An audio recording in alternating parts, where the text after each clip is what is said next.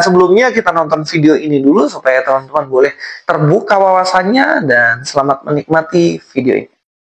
Repeatedly in the Quran, Muhammad said, Jesus is not God. He's a good prophet. Okay. Repeatedly in the Gospels, Jesus claims to be God. Where do you see that? I've read the Bible from front to back. I do believe that with people saying that, that's interpretational. I've never read where Jesus said, I am God. I've never seen that. You're right. Jesus never says, I am God. Instead, in John 8:58, Jesus says, before Abraham was born, I am. The Jewish people who are listening pick up stones to stone him. Why? Because they understood Yahweh, their name for God, I am who I am. Jesus applied it to himself, and they were going to stone him for blasphemy. And Jesus didn't say, time out, you misunderstood. Drop your stones. No, Jesus stood by his claim. Before Abraham was born, I am. Remember, after Jesus rose from the dead, he appeared to the apostles, except for Thomas. Okay. The other apostles came up to Thomas and said, we saw Jesus risen from the dead.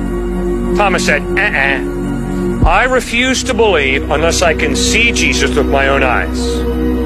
I refuse to believe unless I can take my hands and put them in the nail prints in his hands, take my hand and thrust it in the spear in his side. One night all the apostles were together, we read in the Gospel of John, including Thomas.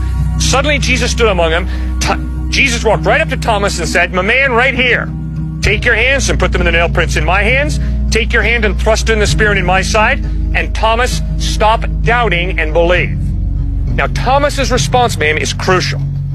Thomas hits the floor and says, my Lord and my God.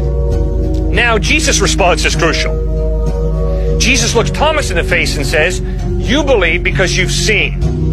Blessed are those who will believe, even though they have not seen. In other words, by accepting the worship of Thomas, Jesus is obviously claiming to be God. No, you're right. No Jewish person would say, worship me. Go on, come on, guys. Worship me. That is blasphemy. Shalom Alaikum, selamat datang kembali di channel ini. Balik lagi dengan saya Luis Prasetyo. Kali ini kita akan bahas soal pertanyaan yang terus diulang-ulang oleh orang-orang muslim ya. Yang mana mereka selalu menuduh katanya, oh Yesus itu kan bukan Tuhan. Dia tidak pernah keluarkan statement bahwa dirinya Tuhan. Saya berulang-ulang juga sampaikan dan menjawab ini, bahwa seseorang itu ketika dia memiliki identitas apa, itu sebenarnya nggak perlu pengucapan, pengakuan. Nggak perlu kita ngomong begini, kemudian oh itu memastikan. Contohnya gini ya, misalnya Pak Prabowo ya, dia itu nggak perlu mengatakan bahwa dirinya adalah presiden. Orang sudah tahu dia presiden, karena tentunya dia tinggal di tempat di mana presiden harusnya tinggal. Dia menang pemilihan. Dia nggak perlu ngomong, oh saya presiden. Nah, tapi ada orang yang ngaku. Contohnya, ada Pak RT di kampung saya kemudian mengaku bahwa saya ini Tuhan. Ataupun, jangan Tuhan lah kejauhan. Pak RT kampung saya bilang, saya ini presiden. Apakah teman-teman percaya bahwa dia presiden? Dia sudah ngaku kalau dia presiden loh.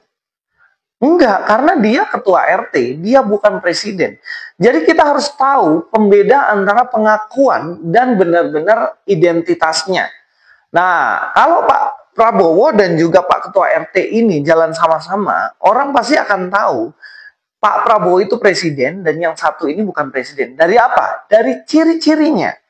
Nah, kalau kita lihat Yesus itu tidak perlu dia mengakui bahwa saya Tuhan. Semua orang bilang saya Tuhan dan lain-lain. Nggak perlu. Kenapa? Karena semua tindakan yang dia lakukan selama dunia ini itu menunjukkan bahwa dia adalah Tuhan. Contohnya apa? Contohnya ketika dia ketemu dengan orang Yahudi dan kemudian pada waktu itu ada 4 orang bawa 1 orang lumpuh ini dibawa kepada Yesus dan kemudian ketika dia minta supaya disembuhkan, Yesus tidak bilang kamu sembuh, tidak. Yesus mengatakan dosamu sudah diampuni.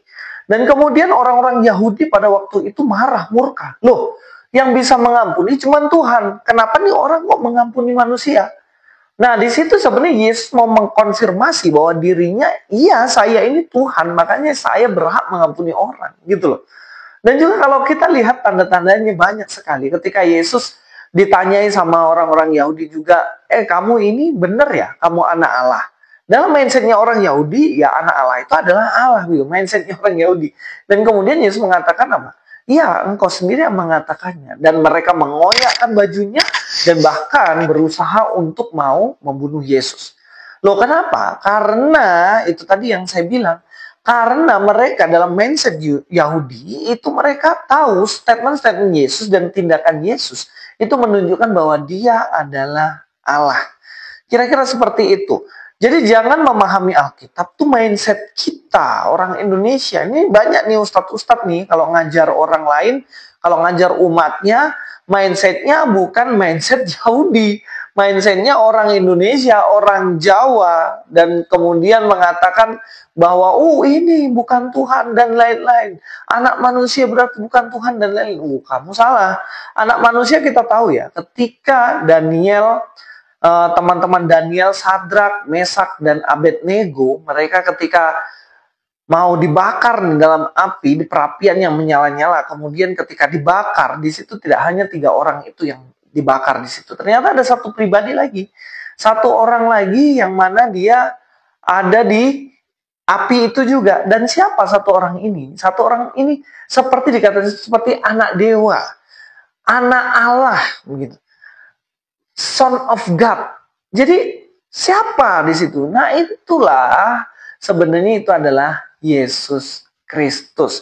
Dia menyatakan dirinya kepada manusia. Jadi teman-teman, kalau dikatakan bahwa tidak ada sama sekali yang menunjukkan bahwa Yesus Tuhan, justru perjanjian baru, perjanjian lama menunjukkan banyak hal bahwa dia adalah Allah. Salah satu contoh lagi yaitu Yesus mengatakan bahwa aku ini sudah ada sebelum Abraham ada. Aku udah eksis sebelum Abraham eksis. Loh, bagaimana bisa nih manusia bahkan belum lahir kok Abraham udah ada duluan, tapi kok dia mengaku bahwa dia lebih duluan ada dibanding Abraham.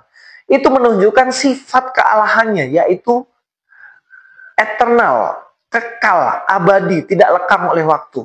Paham nggak?